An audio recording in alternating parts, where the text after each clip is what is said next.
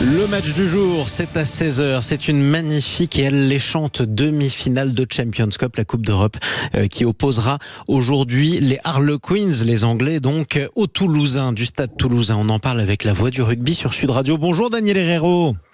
Amis de Sud Radio, bonjour. Jean-Marie, mon salut fraternel. Mais fraternel toujours, on est ravis de vous retrouver. Et on va vous retrouver en direct sur Sud Radio aujourd'hui à partir de 16h pour vivre cette demi-finale. Avant d'en parler, j'aimerais qu'on revienne sur ce qui s'est passé hier. Daniel Herrero, c'était aussi sur Sud Radio, autre demi-finale. Cette fois-ci, c'était le challenge européen. Les Clermontois de l'ASM affrontaient les Sharks de Durban. Ils finissent par perdre d'un tout petit point à la dernière minute ou presque. C'était un petit peu cruel. Est-ce que cette défaite est méritée pour les Clermontois ? C'est assez difficile à dire, Jean-Marie, quand on s'incline dans une demi-finale de Coupe d'Europe, fût-ce celle du challenge, à savoir la Coupe d'Europe, on dira B, mais enfin quand même d'un très très bon niveau. Quand on s'incline d'un point, surtout quand on est Sud-Africain, ce qui pourrait aussi un tantinet rappeler malgré tout une vieille défaite. Ça n'a pas manqué. Ça n'a pas manqué à l'évidence. Et quand tu t'inclines d'un point, il peut y avoir toujours évidemment ou des sentiments d'injustice ou des hypothèses qu'il a vraiment pas manqué grand-chose dans la technique, dans la tactique, peut-être dans l'appétit. Il semble que les adversaires étaient aussi bons que les Clermontois. Je pense que l'ASM a fourni quand même un match de très bonne qualité, avec beaucoup d'appétit, avec sans doute un bel enthousiasme, mais il y a chez ces Sud-Africains, là en l'occurrence c'était les Sharks de Durban, cette rigueur, cette méthodique application comme ça jusqu'à l'ultime seconde qui fait qu'ils sont encore des Sud-Africains à arracher une victoire, et ça prive les Montferrandais d'une fin de saison un peu plus enthousiasmante que l'ensemble de leur performance sur l'année, quoi. Oui, voilà. C'est dommage parce que 32-31, victoire finale des Sharks de Durban hier contre l'ASM de Clermont. Les dernières minutes assez irrespirables, ça nous a rappelé des très mauvais souvenirs, vous le disiez. Le sourire un peu carnassier des Benet Sebet, le grand Sud-Africain, le cynisme des Sud-Africains qui comprenaient la manière de gagner les dernières minutes, et c'est ce qui s'est passé. Parlons de ce qui se passera aujourd'hui maintenant. Oui. Stade toulousain, Harlequins, vraiment rencontre alléchante à vivre à partir de 16h aujourd'hui sur Sud Radio. D'abord, est-ce que le stade est favori ou pas ?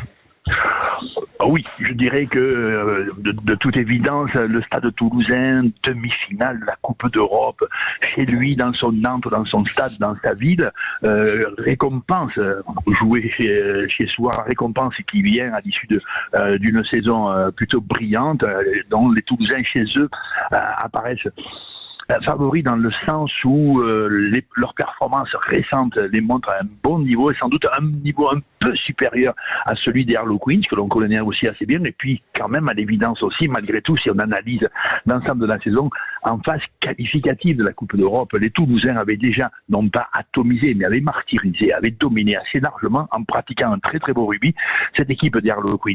Donc il y a ce petit passif dans le cœur des deux équipes qui fait quand même que probablement les Toulousains arrivent sur ce stade, au cœur des 35 000 personnes du Stadium de Toulouse, avec l'auréole de probables favoris. Maintenant, les choses ont changé. Le printemps n'est jamais la copie conforme des performances d'automne. Et à l'évidence aussi, Toulouse est probablement à son meilleur niveau de pratique de la saison.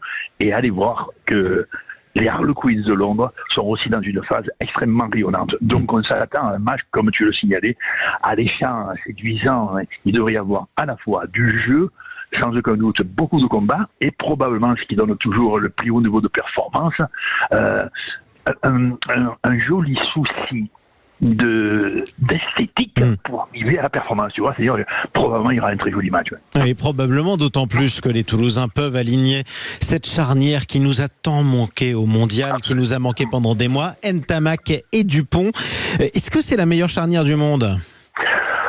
Sans aucun doute, ce le fut dans les années 2021, 2022, 2023 a changé un peu la donne.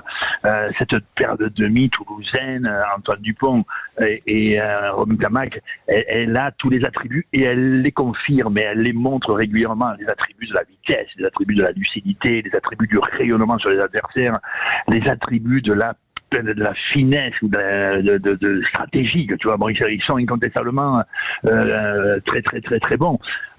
Cette paire de demi, effectivement, a beaucoup manqué au 15 de France pendant la dernière Coupe du Monde. Il reste que là, les Toulousains sont très fournis de brillants joueurs dans ces postes-là. Antoine Dupont et Romain Tamac, ils rentrent aujourd'hui sur le terrain en étant des leaders incontestables de cette équipe, notamment dans le sens de l'appétit à l'enthousiasme, tu vois, c'est ce monde-là. Il y a gourmandise, une qualité enthousiasmante de créativité, quoi. Voilà. Donc à partir de là, on est assez serein. Il reste aussi que le Stade Toulousain a mis sur le banc 2 ou 3 joueurs immenses. On pense à Thomas Ramos, quoi, tu vois. C'est incroyable quand même. Mais non, mais c'est vrai qu'il faut s'arrêter dessus. Thomas Ramos à Toulouse est sur le banc. Ça donne presque le sentiment que Toulouse est meilleur que le 15 de France. Ces comparaisons sont délicates puisque c'est pas le même niveau de compétition, mais il y a aujourd'hui la ligne de 3/4 du Stade Toulousain, elle est sans aucun doute d'un niveau semblable et peut-être même parfois par certains côtés, notamment par la qualité de la construction de son rugby, elle était aussi séduisante que celle du 15 de France. Il reste que vu que chaque poste au Stade Toulousain, notamment dans le secteur offensif, tu vois, la paire de demi, les 2 centres, les 2 ailiers, l'arrière, sont quasiment triplés.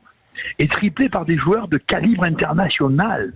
À partir de là, tu dis, hein, voilà, donc effectivement, Thomas Ramos qui est peut-être dans une toute petite phase de moindre fraîcheur, moindre appétit, sans doute quelque chose d'assez ponctuel, eh bien, il est remplacé aujourd'hui, Thomas Ramos, l'immense, le meilleur buteur du monde, tu vois, le joueur qui, dans les 2 dernières années, porte quasiment le 15 de France sur ses épaules. Celui qui nous fait battre l'Angleterre il y a quelques semaines, il faut le rappeler.